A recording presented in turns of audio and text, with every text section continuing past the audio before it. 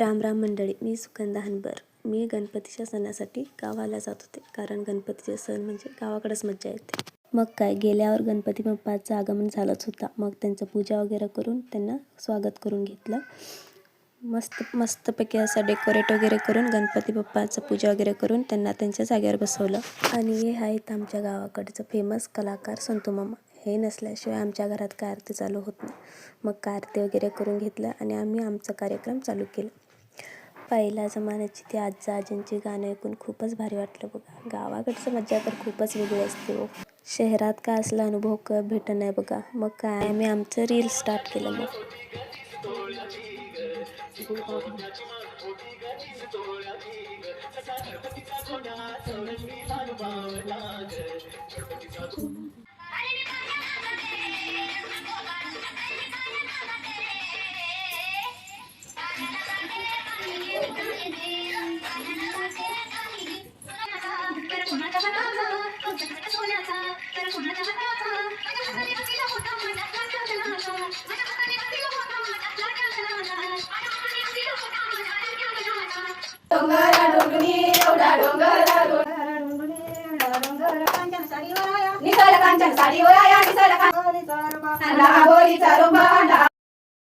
आमचं तर काय फुगड्या घालून संपी नाही बघा. रात्रभर असंच चालू असते. मी तर नाही, गावाकडे गेलो तर खूपच मजा करतो बघा.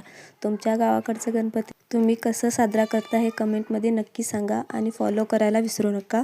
चला मग भेटूया नेक्स्ट मिनी ब्लॉगमध्ये. तोपर्यंत बाय बाय.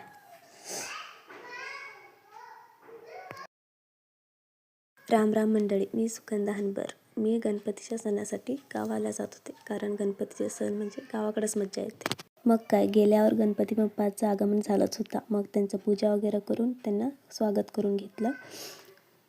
मस्तपैकी असं डेकोरेट वगैरे करून गणपती बाप्पाचं पूजा वगैरे करून त्यांना त्यांच्या जागेवर बसवलं. आणि हे आहेत आमच्या गावाकडचं फेमस कलाकार संतू मामा. हे नसल्याशिवाय आमच्या घरात काय आरती चालू होत नाही. मग काय आरती वगैरे करून घेतलं आणि आम्ही आमचा कार्यक्रम चालू केला. पहिल्या जमान्याची ती आजींची गाणं ऐकून खूपच भारी वाटलं बघा. गावाकडचं मज्जा तर खूपच वेगळी असते हो.